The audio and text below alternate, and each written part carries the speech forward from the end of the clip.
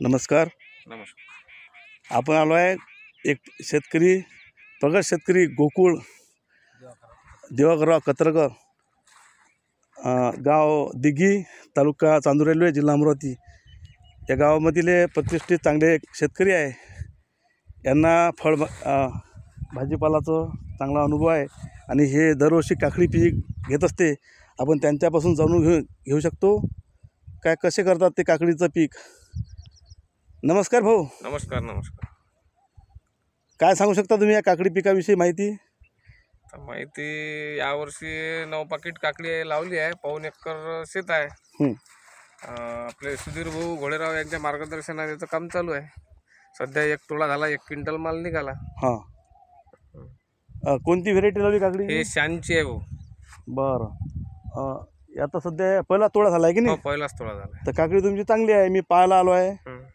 माझ्या मार्गदर्शनाखाली असल्यामुळं मला पाहायला यावंच लागेल. तर तुम्ही सांगितलेलं सर्व औषधं वगैरे चालू आहे.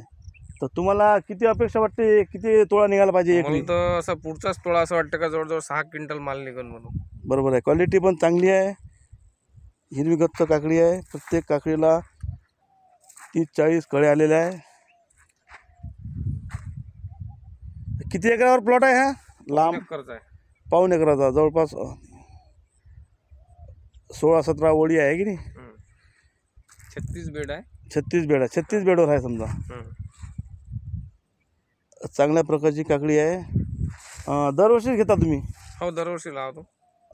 तर किती रुपये होईल आता? काय भाव चालू आहे काकडी सध्या? 16 रुपये चालू आहे. हां.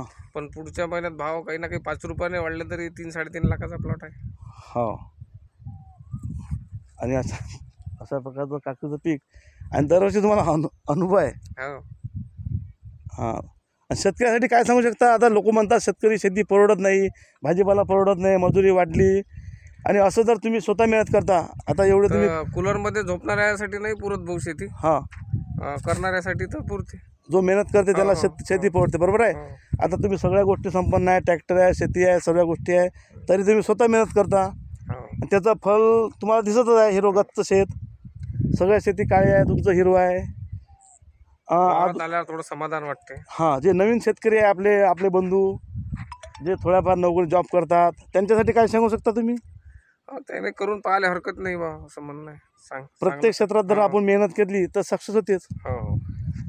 धन्यवाद गोकुळ भाऊ. आणि तुम्हाला आता जवळपास किती लाखापर्यंत उत्पन्न होऊ शकते या काकडी पिकापासून? 3-3.5 लाखाचं पीक व्हायला पाहिजे. हे तुमचं तिसरं पीक आहे ना? हो, तिसरं पीक. याच्या आधी तुम्ही कोणतं घेतलं होतं? याच्या अगोदर इथं सोयाबीन घेतलं होतं. मधात नाही. आता हे दुसरंच पीक समजा. तूर असेल ना त्याच्यामध्ये? हो, तूर होती. म्हणजे सोयाबीन, तूर आणि काकडीचं पीक 3 पिकं घेत आहे.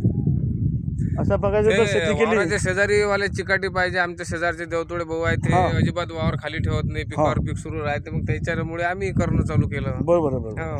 एकामेकाची साथ आहे. शेतकरी चांगले शेताला लागून आहे. ते चिकाटीवाले कास्तकार आहे. हो, हे पण देवतोडे भाऊ यांचा साईडनं प्लॉट आहे काकडीचा.